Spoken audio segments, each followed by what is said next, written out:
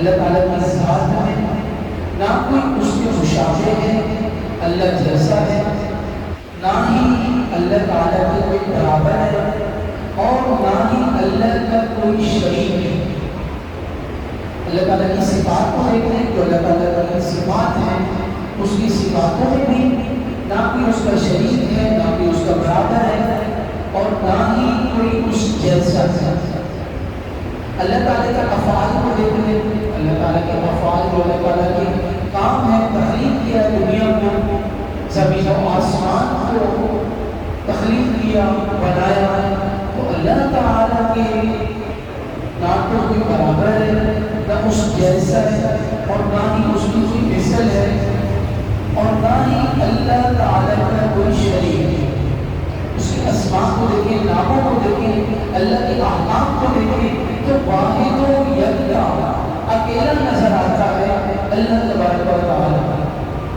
دین اسلام میں، مذہب اسلام میں عقیدہ توحید وحدانیت پہلا اور بنیادی رکن ہے، اور اس کی اساس اس عمل پر قائم ہے، بنیاد اس کی اس عمل پر، اس حکم پر قائم ہے کہ تمام جھوٹے خداؤں کی نفی کی جائے۔ جتنے معبودان باطل آ گیا، جتنے جھوٹے خدا ہیں، ان کی نفی کی جائے، ان کو مائنس کیا جائے، اور ایک خدا لم یزل پر ایمان لایا جائے۔ ایک خدا پر ایمان لایا جائے گا، لم یزل جو کبھی ختم ہونے والا نہیں ہے، خدا لم یزل ہے، اور زبان اور دل سے توحید تعالیٰ کا اقرار اور تصدیق کی جائے۔ اللہ رب العالمین کے علاوہ کسی اور جھوٹے خدا پر ایمان لانا شرک اور دردناک عذاب کا باعث ہے۔ اللہ تعالیٰ نے قرآن پاک میں ارشاد فرمایا، لقد كفر الذين قالوا ان الله ثالث ثلاثة۔ اللہ تعالیٰ نے فرمایا یقیناً کافر ہیں وہ لوگ، بے شک کافر ہیں جو کہتے ہیں کہ اللہ تین خداؤں میں سے تیسرا ہے، اور خدا تو صرف ایک ہے۔ اور اگر اپنی بات سے یہ باز نہ آئے تو جو ان کے کافر مریں گے انہیں ضرور دردناک عذاب پہنچے گا۔ حضرت گرامی، لفظ معبود حقیقی ہم یہ سنتے ہیں، اس کے بارے میں اگر بات کی جائے تو معبود حقیقی کا مطلب یہ ہے کہ اللہ تعالیٰ کے سوا کوئی عبادت کے لائق نہیں، اور اس کائنات کا نظام خالق کائنات کی قدرت کا بولتا ثبوت ہے، کیونکہ اللہ تعالیٰ نے قرآن پاک میں ارشاد فرمایا، اللہ لا الہ الا ہو الحی القیوم۔ آیت الکرسی پڑھتے ہیں، اس کے ابتدائی الفاظ ہیں کہ اللہ ہے جس کے سوا کوئی معبود نہیں، وہ خود زندہ ہے اور دوسروں کو قائم رکھنے والا ہے۔ یعنی کہ معبود حقیقی وہی ہے، حقیقی خدا وہی ہے، وہ تو زندہ ہے اور دوسروں کو قائم رکھنے والا ہے۔ حضرت گرامی، اللہ تعالیٰ ہی اس کائنات کا واحد خالق و مالک اور رزاق و متصرف ہے، یعنی کہ اس کائنات میں اور اس جہاں میں اللہ تبارک و تعالیٰ کا کوئی شریک نہیں ہے۔ اللہ تبارک و تعالیٰ نے قرآن پاک میں ارشاد فرمایا، اللہ الذی خلقکم ثم رزقکم ثم یمیتکم ثم یحییکم۔ اللہ تعالیٰ نے فرمایا اللہ ہے جس نے تمہیں پیدا کیا، پھر تمہیں روزی دی، پھر تمہیں مارے گا، اور پھر تمہیں زندہ کرے گا۔ کیا تمہارے شریکوں میں کوئی ایسا ہے جو ان کاموں میں سے کچھ کرے گا؟ اسے ان کے شرک سے باقی اور برتری ہے۔ اللہ نے کیا؟ اللہ تبارک و تعالیٰ نے اوپن چیلنج دیا کہ تمہارے لوگوں میں سے، تم میں سے کوئی ایسا شخص ہرگز نہیں ہے کہ جو تمہیں پیدا کرے، پھر تمہیں روزی دے، پھر تمہیں مارے، پھر تمہیں زندہ کرے۔ کہ تمہارے شریکوں میں سے ایسا کوئی ہے جو ان کاموں میں سے کچھ کرے، جو تصرف کرے؟ یقیناً ایسا اللہ تبارک و تعالیٰ کی ذات حقیقی ہے، اللہ تعالیٰ کا شریک ہے، اور اسی کا تصرف ہے اس کائنات میں، جس کو چاہے زندہ کرے، جس کو چاہے موت دے دے، اور پھر وہ حیات کا فرماتا ہے، رزق عطا فرماتا ہے، انسان کو تکلیف فرماتا ہے۔ اللہ تعالیٰ ایک ہے اور اس کی ذات تمام عیوب سے، ہر طرح کے عیبوں سے، ہر طرح کے نقائص سے، ہر طرح کے نقص سے پاک ہے۔ اللہ تعالیٰ کا کوئی ہمسر نہیں ہے، اللہ تعالیٰ کا کوئی برابر نہیں ہے۔ اس کا خود ارشاد فرمایا، سورہ اخلاص پڑھتے ہیں، قل هو اللہ احد، کہہ دیجئے تم فرمان کرو کہ وہ اللہ ایک ہے، اللہ الصمد، اللہ بے نیاز ہے، لم یلد، نہ کسی کی اولاد ہے، ولم یولد، اور نہ اس کی کوئی اولاد ہے، ولم یکن لہ کفوا احد، اور نہ کوئی اس کے جوڑ کا ہے، نہ کوئی اس کا برابر ہے، وہ اکیلا ہے۔ حضرت گرامی، دن رات کا اپنے وقت پر آنا جانا، سورج کا ایک مخصوص وقت میں طلوع اور غروب ہونا، اور مخصوص مدت کے بعد موسم کا سرد یا گرم ہونا، یہ تمام کے تمام افعال یہ توحید باری تعالیٰ کا دلالت ہے۔ اللہ تعالیٰ کے اکیلا ہونے پر ان سارے کام دلالت کرتے ہیں۔ وہ کیسے؟ اس کی گواہی دیتے ہیں، کیونکہ اگر ایسا نہ ہوتا، اگر آپ اس بات کو اس پوائنٹ کو سمجھیں کہ اگر ایسا نہ ہوتا، اللہ تعالیٰ اکیلا نہ ہوتا، اللہ تعالیٰ واحد نہ ہوتا، تو ایک سے زائد معبود ہوتے، ایک سے زیادہ خدا ہوتے، تو اس کائنات کا نظام، اس جہاں کا نظام درہم برہم ہو جاتا۔ ایک خدا اگر سورج کو طلوع کرنا چاہتا تو دوسرا غروب کرنا چاہتا، تو نتیجہ باہم ٹکراؤ کی صورت حال پیدا ہوتی اور یہ کائنات تباہ و برباد ہو جاتی۔ لیکن ایسا کبھی نہیں ہوا، یہی چیز ایک حقیقی معبود کے وجود پر دلالت کرتی ہے۔ یہ بات اس چیز کی ہمیں دلالت ملتی ہے، دلیل ہے ہمارے لیے کہ اللہ تعالیٰ واحد یکتا ہے، اس کا کوئی ہمسر نہیں ہے، اس کا کوئی شریک نہیں ہے، اللہ تعالیٰ اکیلا ہے۔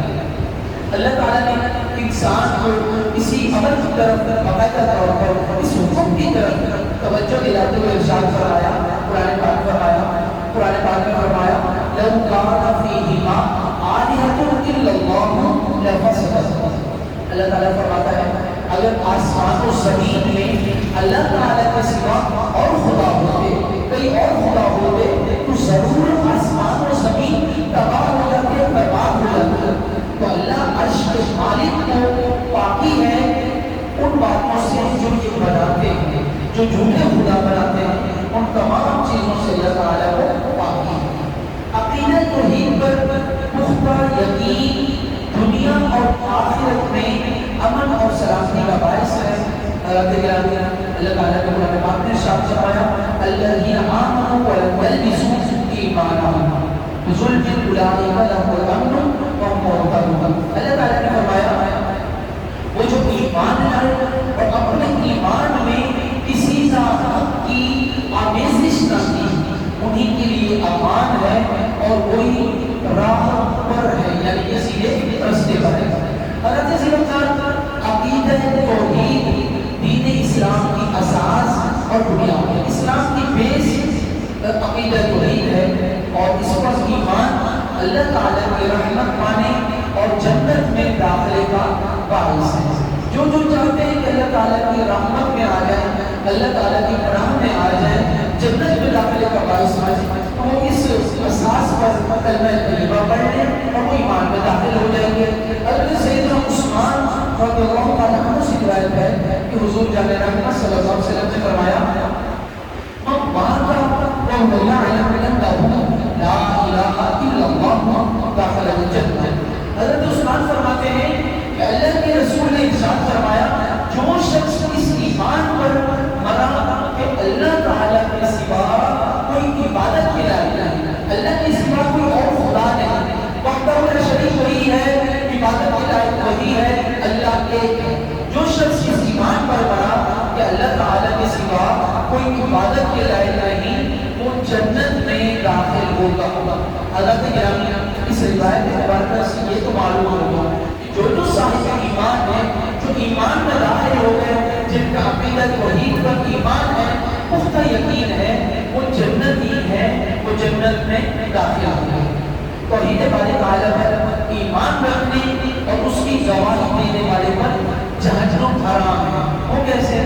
حضرت سیدنا عثمان بن مالک رضی اللہ تعالیٰ عنہ سے روایت ہے.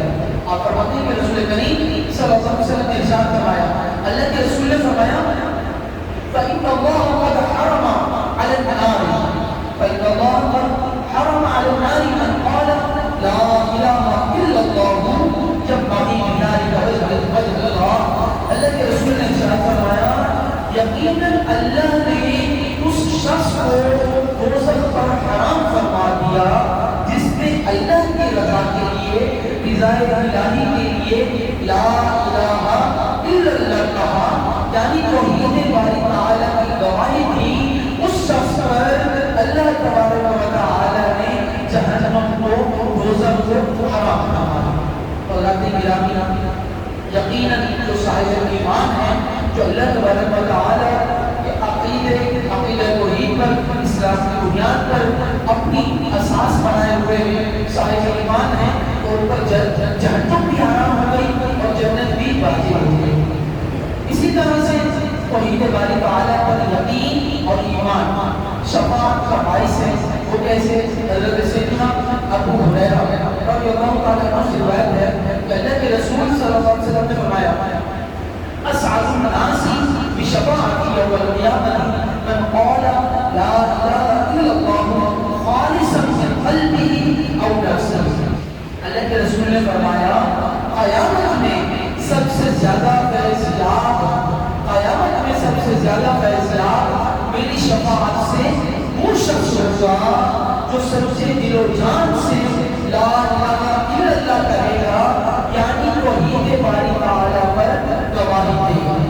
حضرات گرامی, یہ بھی معلوم ہو گیا کہ جو لا الہ الا اللہ پر ایمان رکھے ہوئے ہیں, جن کی اساس ہے, بنیاد ہے, سچے دل سے باقاعدہ طور پر خالص قلب سے اور ذاتی نفس سے اللہ تبارک و تعالیٰ کا ذکر کرتے ہیں, لا الہ الا اللہ پر ایمان رکھے ہوئے ہیں, اللہ کے رسول کی شفاعت ان کو نصیب ہوئی.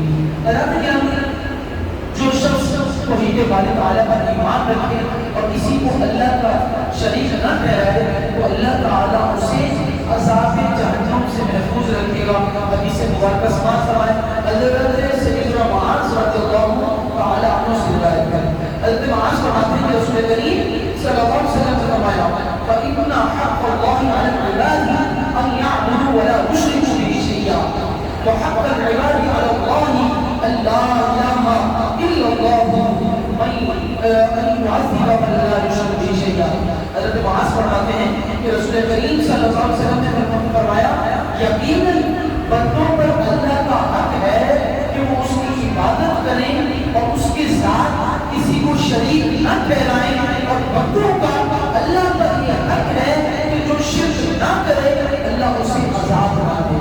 حضرات گرامی, یہ انسان پر لازم ہے کہ اگر وہ جہنم سے بچنا چاہتا ہے, صاحب ایمان حقیقی ہونا چاہتا ہے, تو اس پر لازم ہے, بندوں پر اللہ کا یہ حق ہے کہ اللہ تعالیٰ کے ساتھ کسی کو شریک نہ ٹھہرائیں, اور اللہ تعالیٰ پر بھی یہ بندوں کا حق ہے کہ اللہ تعالیٰ جو شرک نہیں کرے گا شخص, اللہ تعالیٰ اسے عذاب سے محفوظ رکھے گا. اسی طرح سے جو مشرک ہیں, جو شرک کرتے ہیں, ان کا پکا ٹھکانہ جہنم کا ہے. اگر کسی نے توحید کا راستہ اختیار نہ کیا بلکہ نفس اور شیطان کی غلامی اختیار کی اور شرک کا مرتکب رہا, اس کا پکا ٹھکانہ جہنم کا ہے. اللہ تبارک و تعالیٰ نے ارشاد فرمایا انہ من یشرک باللہ فقد حرم اللہ علیہ الجنہ وما النار. قرآن کریم کی آیت کریمہ ہے, اللہ تعالیٰ نے فرمایا یقیناً جو اللہ کا شریک ٹھہرا ہے, جو اللہ کے ساتھ کسی کو جوڑے, اللہ کے ساتھ کسی بھی طرح سے رشتہ جوڑتا ہے, اللہ کا شریک ٹھہراتا ہے, شرک کرتا ہے, تو اللہ تعالیٰ نے اس پر جنت حرام کر دی اور اس کا ٹھکانہ دوزخ ہے, اور ظالموں کا کوئی مددگار نہیں. توحید باری تعالیٰ پر ایمان رکھنے کے بجائے جو شخص کفر اور شرک سے مبتلا ہو کر مرا, اس کی بخشش اور مغفرت نہیں ہوگی. اللہ تبارک و تعالیٰ نے ارشاد فرمایا ان اللہ لا یغفر ان یشرک بہ ویغفر ما دون ذلک لمن یشاء. اللہ اس بات کو نہیں بخشتا کہ اس کے ساتھ شرک کیا جائے اور اس کے علاوہ جسے چاہتا ہے بخش دیتا ہے. جو اللہ کا شریک ٹھہرائے وہ انتہائی گمراہی میں پڑا ہے. رب گرامی، یہ تو تھی آیات بینات اور احادیث کریمہ جو آپ حضرات کے سامنے میں نے توحید باری تعالیٰ کے حوالے سے عرض کی. اور اس کے علاوہ بے بہا دلائل قرآن کریم میں موجود ہیں. قرآن کریم کی ہر ایک آیت کریمہ توحید باری تعالیٰ کی دعوت دیتی ہے اور اس کی دلیل ہے کہ اللہ تبارک و تعالیٰ واحد یکتا ہے. توحید باری تعالیٰ کے بارے میں عقائد اہل سنت کیا ہے؟ آپ حضرات کے سامنے مفتی امجد علی اعظمی نے اللہ تعالیٰ کی ذات، اللہ تعالیٰ کی صفات اور توحید باری تعالیٰ کے بارے میں عقائد اہل سنت کو اپنی شورۂ آفاق کتاب میں بہار شریعت میں بڑے بات وضاحت کے ساتھ بتایا. یعنی کہ قرآن کریم کی آیات کو آپ نے بنیاد بنایا اور ان کو مزید کھول کر بیان کروایا. آپ فرماتے ہیں عقیدہ نمبر 1، یعنی کہ سب سے پہلے جو آپ نے عقیدہ توحید کے بارے میں فرمایا، آپ نے فرمایا اللہ ایک ہے، اس کا کوئی شریک نہیں، نہ ذات میں، نہ صفات میں، نہ افعال میں، نہ احکام میں، نہ اسماء. اللہ تعالیٰ واجب الوجود ہے، یعنی اس کا وجود ضروری ہے. اللہ تعالیٰ ایک واحد ایسی عظیم ہستی ہے اللہ تبارک و تعالیٰ کہ واجب الوجود ہے، اس کا ہونا ضروری ہے، وہ عدم محال ہے. ایسا ممکن ہی نہیں کہ اللہ تعالیٰ کسی وقت موجود نہ ہوگا. اللہ تعالیٰ ازل سے ہے، ابد تک رہے گا، ہمیشہ سے ہے، ہمیشہ رہے گا، واجب الوجود ہے. اور ایسا ممکن نہیں کہ اللہ تعالیٰ موجود نہ ہو، اس کا موجود نہ ہونا ممکن نہیں. قدیم ہے یعنی ہمیشہ سے ہے، ہمیشہ رہے گا. اور ازلی کے بھی یہی معنی ہے، باقی ہے یعنی ہمیشہ رہے گا. اور اسی کو ابدی اور اسی کو بھی کہتے ہیں کہ اللہ تبارک و تعالیٰ کا ابد رہے گا. دنیا جہاں ختم ہو جائے گی، جہاں زمین و آسمان ختم ہو جائیں گے، مگر اللہ تبارک و تعالیٰ کی حکومت اور اللہ تبارک و تعالیٰ کا ذات صفات اسی طرح سے قائم اور دائم رہے گا. اسی طرح سے آپ نے دوسرا عقیدہ فرمایا، آپ نے فرمایا وہ بے پرواہ ہے، کسی کا محتاج نہیں ہے اور تمام جہان اس کا محتاج ہے. اللہ اس سمجھ آپ نے دلیل بنایا، آپ نے فرمایا اللہ تعالیٰ بے پرواہ ہے، بے نیاز ہے، اس کو کسی نیاز مندی کی ضرورت نہیں ہے. اللہ تبارک و تعالیٰ آپ لوگوں کی عبادات کا محتاج نہیں ہے. آپ لوگ جو عبادات کرتے ہیں، جو معاملات کرتے ہیں، جو افعال کرتے ہیں، جو نیکیاں کرتے ہیں، حسنات کرتے ہیں، وہ اپنے لیے اور اپنی آخرت کو بہتر کرنے کے لیے کرتے ہیں. اسی طرح سے اللہ تبارک و تعالیٰ کی ذات کا ادراک عقل محال ہے، یعنی اس کی ذات کا عقل کے ذریعے احاطہ نہیں کیا جا سکتا. کوئی انسان اللہ تبارک و تعالیٰ کی صورت کو، اللہ تبارک و تعالیٰ کی ذات کو اپنے ذہن سے تصویر کشی نہیں کر سکتا. جو چیز سمجھ میں آتی ہے عقل اسے گھیرے ہوتی ہے اور اللہ تعالیٰ کا کوئی احاطہ نہیں کر سکتا. البتہ اس کے افعال کے ذریعے سے اجمالاً اس کی صفات، پھر ان صفات کے ذریعے سے معرفت ذات حاصل ہوتی ہے. اور اللہ تبارک و تعالیٰ واحد یکتا ہے، اس کی نہ صفات، اس کی صفات نہ اس کا عین ہے نہ غیر ہے. یعنی کہ صفات اسی ذات کا نام ہو ایسا نہیں، اور نہ اس سے کسی طرح کسی اعتبار سے وجود میں جدا ہو سکتی ہے. یعنی کسی بھی طور پر صفات الہی ذات الہی سے جدا ہو کر نہیں پائی جا سکتی، کیونکہ وہ صفات نفس ذات کی مقتضا ہیں اور عین ذات پر لازم ہیں. یعنی ضروری ہے کہ اس کی ذات کے ساتھ ہی پائی جائے اور اس کی صفات اس کی ذات سے جدا نہیں ہو سکتی. اللہ تبارک و تعالیٰ کی جو ذات ہے اس کی صفات دونوں ہی کے ساتھ دوسری متصف ہیں، لازم ہے. ایسا نہیں ہو سکتا کہ اللہ تعالیٰ کی صفات الگ ہے، اللہ تعالیٰ کی ذات الگ ہے، ایسا ممکن نہیں ہے. اسی طرح سے آپ نے فرمایا عقیدت توحید کے بارے میں کہ جس طرح اس کی ذات قدیم ہے، ازلی ہے، ہمیشہ ہمیشہ سے ہے، اسی طرح سے ابدی ہے، ہمیشہ ہمیشہ کی ہی ہے. اس کی صفات بھی قدیم ازلی ابدی ہے. اللہ تبارک و تعالیٰ ہمیشہ سے ہے، ہمیشہ رہے گا. اس کی صفات ہمیشہ سے ہے، ہمیشہ رہے گی. ان میں نہ کبھی کمی ہوگی اور نہ ہی اس میں کبھی کوئی نقص ہوگا. اسی طرح سے اللہ تعالیٰ کی ذات اور صفات کے سوا سب چیزیں حادث ہیں، یعنی پہلے نہ تھی پھر موجود ہوئی. آسمان پہلے نہ تھا بعد میں بنا، زمین پہلے نہ تھی بعد میں بنی. چلی پڑی کی مخلوق تمام کائنات کی پہلے نہ تھی بعد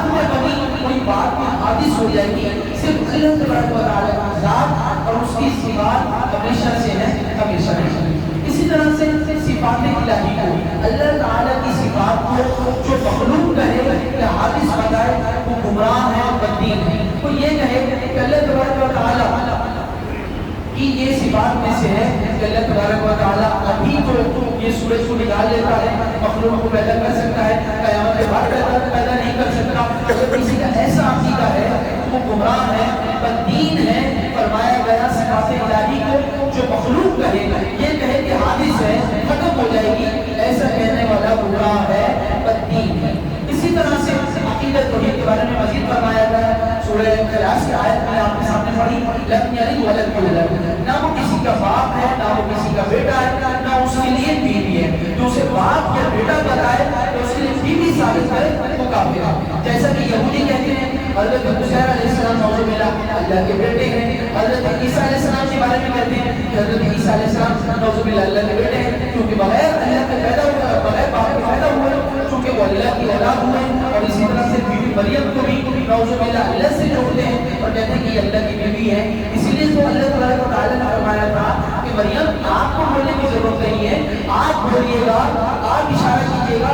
اشارت الیہ قالوا کیف نکلم من کان فی المہد صبیا، آپ کا کام ہے اشارہ کرنا.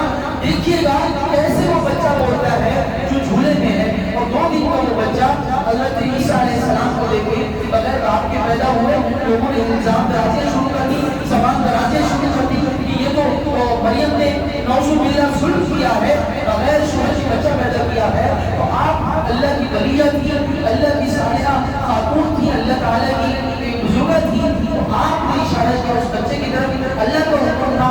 آپ نے جیسے ہی اشارہ کیا اس بچے نے کہا قال انی عبد اللہ، اللہ کا بندہ ہوں، آتانی الکتاب، مجھے کتاب عطا کی گئی، وجعلنی نبیا، اور مجھے نبی بنایا گیا. تو فرمایا نبی کون سا بنایا گیا؟ وجعلنی مبارکا اینما کنت، مجھے مبارک نبی بنایا گیا. واوصانی بالصلاۃ، مجھے وصیت کی گئی، حکم دیا گیا کہ نماز پڑھو اور زکات کی زکات کو ادا کرو، ما دمت حیا، یہ تمہارے لیے احکامات ہیں اور جس کی تمہیں باقاعدہ طور پر حکم دیا گیا ہے. حضرت گرامی، الغرض یہ کہ ضرورت اس امر کی ہے کہ عقیدہ توحید یہ ہے کہ اللہ تبارک و تعالیٰ واجب الوجود ہے، ہمیشہ سے ہے، ہمیشہ رہے گا. اس کی ذات، اس کی صفات، اس کے اسماء، اس کے احکام، اس کے افعال میں نہ کہ اس کا شریک ہے، نہ کہ اس کا عنصر ہے، اور نہ ہی اس کا کوئی برابر ہے.